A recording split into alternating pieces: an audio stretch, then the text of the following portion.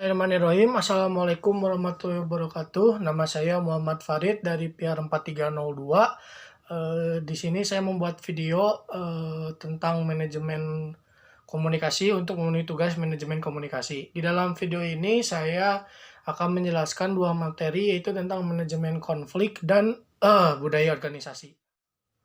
Definisi manajemen konflik saya mengambil dari penjelasan dari Menurut Mineri, manajemen konflik itu adalah suatu proses iteratif yang prosesnya itu terjadi secara terus-menerus sehingga nantinya akan mendapatkan model yang ideal dan juga representatif. Yang terdapat teori-teori utama yang menyebabkan konflik. Yang pertama adalah teori kebutuhan manusia. Teori kebutuhan manusia ini menjelaskan bahwa konflik itu terjadi karena adanya kebutuhan manusia yang tidak terpenuhi, contohnya seperti fisik, mental, dan sosial. Solusi yang ditawarkan dari teori ini adalah pendekatannya dengan cara kita berunding untuk mencari cara agar kebutuhan-kebutuhan manusia itu bisa terpenuhi. Kemudian yang kedua adalah teori identitas. Teori ini menjelaskan bahwa konflik itu muncul karena adanya identitas yang terancam atau adanya trauma dari penderitaan di masa lalu. Pendekatan yang ditawarkan dari teori ini adalah kita memfasilitasi lokakarya dan juga berdialog dengan orang yang berkonflik, sehingga orang yang berkonflik itu bisa berdamai dengan masa lalunya dan juga kita bisa mengidentifikasi ancaman-ancaman apa dan ketakutan-ketakutan apa yang dialami oleh orang yang berkonflik ini. Kemudian yang ketiga adalah teori hubungan manusia. Teori ini menjelaskan bahwa konflik itu muncul karena biasanya terdapat perbedaan-perbedaan di dalam masyarakat. Jadi kelompok-kelompok yang memang pada dasarnya memang selalu bermusuhan dari awal. Pendekatan yang ditawarkan dari teori ini adalah kita harus menumbuhkan rasa saling pengertian antar kelompok yang berkonflik ini agar bisa saling memahami apa yang sebenarnya terjadi dan bisa mengatasi konflik tanpa perlu ada konflik yang terlalu berlebihan. Kemudian selanjutnya adalah teori tentang kesalahpahaman budaya. Teori ini menjelaskan bahwa konflik itu terjadi karena adanya cara komunikasi yang berbeda antar budaya. Kemudian pendekatan yang ditawarkan dari teori ini adalah kita harus menambah wawasan kita terhadap suatu budaya tertentu yang berkonflik, terutama agar kita bisa lebih memahami budaya mereka seperti apa, sehingga kita pun berkomunikasi tidak akan terjadi kesalahpahaman. Kemudian selanjutnya adalah teori transformasi konflik. Teori ini sebenarnya menjelaskan bahwa konflik itu terjadi karena adanya ketidaksetaraan atau ketidakadilan. Sebenarnya solusi untuk masalah yang dilakukan oleh teori ini cukup mudah, yaitu kita harus mencoba untuk seadil-adilnya agar tidak ada orang yang merasa tidak adil. Kemudian teori yang terakhir adalah teori negosiasi prinsip. Teori ini terjadi karena adanya perbedaan pemahaman tentang konflik dari pihak-pihak yang berkonflik. Juga adanya ketidakselarasan dalam posisi-posisi. Kemudian tujuan adanya manajemen konflik adalah yang pertama untuk meminimalisir adanya gangguan-gangguan terhadap anggota-anggota organisasi. Kemudian yang kedua adalah untuk menumbuhkan rasa saling percaya dan rasa saling pengertian antar anggota organisasi. Kemudian yang terakhir juga adalah agar menumbuhkan kreativitas anggota-anggota organisasi.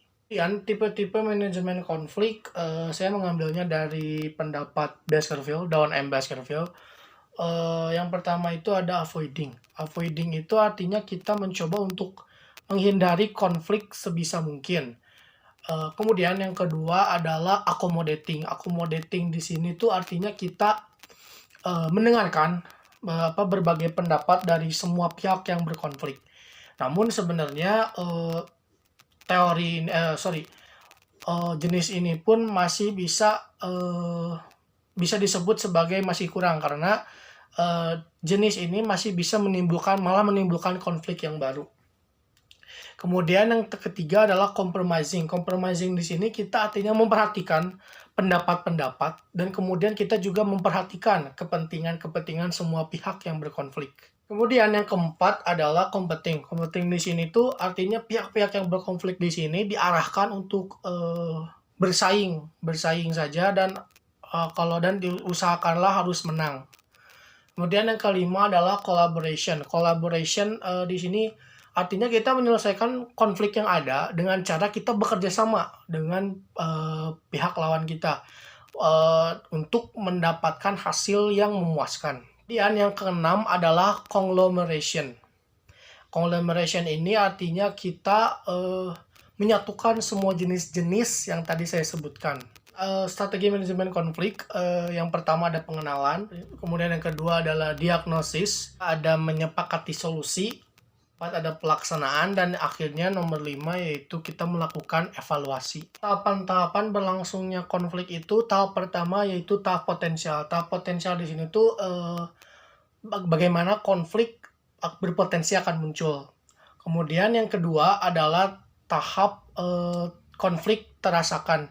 Konflik terasakan ini maksudnya kita udah mulai merasa bahwa wah bakal ada konflik. Maksudnya kita akan merasakan bahwa konflik itu akan datang. Yang ketiga itu adalah adanya pertentangan. Pertentangan ini akhirnya pihak-pihak yang konflik itu mulai panas. Kemudian yang keempat adalah konflik terbuka. Konflik terbuka ini akhirnya konflik ini pun mulai terbuka secara umum. Akhirnya orang-orang mulai mengetahui. Kemudian yang kelima adalah konflik akibat dari konflik. Tingkatan konflik ada bermacam-macam. Yang pertama ada intrapersonal. Intrapersonal itu artinya konflik yang terjadi dalam diri sendiri. Kemudian yang kedua itu ada interpersonal. Interpersonal itu artinya konflik yang terjadi antar individu. Kemudian juga ada konflik intragrup, yaitu konflik antar individu di dalam suatu kelompok atau organisasi. Kemudian juga ada intergrup. Intergrup yaitu konflik di antara kelompok atau organisasi. Selanjutnya adalah ada konflik interorganisasi, yaitu konflik antar kelompok yang ada di dalam sebuah instansi atau organisasi. Terakhir ada intraorganisasi. Intraorganisasi ini artinya terdapat konflik antar kelompok di dalam satu organisasi yang sama. Kemudian bercabang lagi yang interorganisasi ini. Yang pertama ada secara horizontal, yang kedua ada vertikal, yang ketiga ada lini staff, ada peran. Dan teknik-teknik penyelesaian konflik pun ada bermacam-macam. Yang pertama ada persuasi, yang kedua ada rujuk, yang ketiga ada penarikan diri, kemudian yang keempat ada pemecahan masalah terpadu, yang kelima ada tawar-menawar, ada pemaksaan dan penekanan, dan yang ketujuh adanya intervensi atau campur tangan dari pihak ketiga. Juga kita selalu berkonflik dengan pihak ketiga, pihak yang harusnya mendamaikan kita. Nah, cara untuk kita menyelesaikan konflik dengan pihak ketiga, yang pertama itu ada konsultasi, kemudian yang kedua itu ada arbitrase, kemudian yang ketiga ada mediasi. Dua tipe pendekatan penyelesaian manajemen konflik. Tipe yang pertama adalah tipe pendekatan KAPO, singkatan dari knowledge, authority, power, other, kemudian winning. Dalam bahasa Indonesia, KAPO ini yang pertama knowledge itu artinya pengetahuan, yang kedua itu authority atau kewenangan, yang ketiga ada power, kekuatan atau kekuasaan, yang keempat ada other, pihak lain. Kemudian ada yang kelima ada winning, yaitu memenangkan. Tipe kedua ada ACEs. ACEs di sini yang pertama adalah atau kita mulai menilai masalah, clarify, itu mengklarifikasi masalahnya seperti apa. Evaluated yang artinya kita sudah mengevaluasi masalah, kemudian solve, masalah terpecahkan. Dan yang kedua adalah materi tentang budaya organisasi. Definisi dari budaya organisasi, saya mengambilnya dari Robbins. Menurut Robbins, budaya organisasi adalah suatu sistem makna bersama yang dianut oleh anggota-anggota yang membedakan organisasi tersebut dengan yang lain. Kemudian terdapat ciri-ciri budaya organisasi menurut Katz dan Rosenwald. Yang pertama itu adalah kecenderungan untuk bertindak. Kemudian yang kedua adalah dekat kepada pelanggan. Yang ketiga adalah otonomi dan kewirausahaan. Kemudian terdapat produktivitas melalui orang. Lalu juga memberikan rangsangan nilai. Kemudian bertahan pada kenilaian. Kemudian ada bentuk sederhana sifat teramping. Lalu yang terakhir adanya sifat longgar ketat simultan. Kemudian arti tersendiri dari bentuk sederhana sifat ramping itu artinya anggota organisasi harus bersifat low profile. Sifat longgar ketat simultan artinya perusahaan di sini akan menerapkan aturan sesuai dengan perilaku para anggotanya. Jadi kalau misalkan anggotanya mendapatkan prestasi, tentu saja organisasi atau instansinya akan memberikan reward. Tapi kalau misalkan si anggota organisasi itu melakukan kesalahan, maka perusahaan, organisasi atau instansi itu akan melakukan punishment. Kemudian fungsi dari budaya organisasi yang pertama adalah memudahkan koordinasi berbagai aktivitas, kemudian juga memudahkan komunikasi antar anggota, lalu terciptanya hubungan yang harmonis dan yang bekerja sama, kemudian juga kelancaran aktivitas organisasi, kemudian juga dalam pengambilan keputusan nantinya menjadi cepat dan lebih mudah. Dan dalam berbudaya organisasi, kita pun harus berupaya untuk meningkatkan budaya organisasi tersebut. Nah, upaya-upayanya yang pertama yaitu kita harus melakukan inovasi dan keberanian dalam mengambil resiko. Kemudian kita juga harus memberi perhatian pada hal-hal rinci. Kemudian kita juga harus melakukan orientasi pada hasil, orientasi pada orang, dan juga orientasi pada tim. Lalu kita juga harus menjadi agresif dan lebih kompetitif. Lalu kita juga harus mengupayakan stabilitas. Nah, kemudian ada juga sumber-sumber dalam pembentukan budaya organisasi. Saya mengambil dari pendapat Taliziduhu Ndraha. Yang pertama adalah pemimpin organisasi.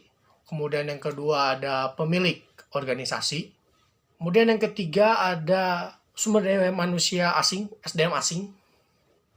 Yang keempat ada dari luar organisasi. Kemudian yang kelima ada stakeholder. Kemudian yang keenam ada masyarakat. Kemudian pembentukan budaya juga kan memerlukan proses. Proses yang pertama itu artinya kita kontak dulu dengan budaya. Kemudian yang kedua, terjadinya benturan budaya. Dan proses yang terakhir adalah penggalian budaya. Nah, karakteristik dari budaya organisasi ini sebenarnya sama seperti upaya, yaitu adanya inovasi dan keberanian dalam bertindak. Kemudian juga ada perhatian pada hal-hal rinci, kemudian juga ada orientasi nilai, orientasi orang, orientasi tim, lalu ada agresif dan kompetitif, lalu juga ada stabilitas. Kemudian terdapat pula jenis-jenis dalam budaya organisasi. Yang pertama adalah jenis peran atau Apollo. Di dalamnya terdapat birokrasi yang tinggi, kemudian juga dikelola secara ilmiah, kemudian juga terdapat disiplin yang tinggi. Lalu yang kedua ada kuasa, jenis kuasa atau Zeus. Di dalam jenis ini ditekankan pada lisan yang kuat dan memiliki intuitif. Kemudian yang ketiga adalah jenis Athena atau tugas dan metrik. Sebenarnya isinya itu mirip seperti Bhinneka Tunggal Ika, artinya orang-orang yang dari latar belakang yang berbeda berkumpul menjadi satu untuk menyelesaikan tujuan yang sama. Jenis yang terakhir adalah atomisis atau jenis bionisis. Jenis ini tuh semua orang yang aman berkumpul di dalam satu kelompok yang sama yang memiliki minat, visi, atau keterangan yang sama. Juga terdapat simbol-simbol budaya organisasi. Yang pertama itu fisik yang simbol yang nampak oleh mata kita seperti bendera dan lain-lain. Dan yang kedua adalah perilaku. Perilaku ini maksudnya kayak adat kebiasaan, upacara, adat tradisi, dan lain-lain. Kemudian yang tiga ada verbal, yaitu secara lisan. Itu saja yang bisa saya sampaikan di video kali ini. Mohon maaf bila banyak kesalahan. Sekian tugas dari saya. Wabillahi taufiq wal hidayah. Wassalamualaikum warahmatullahi wabarakatuh.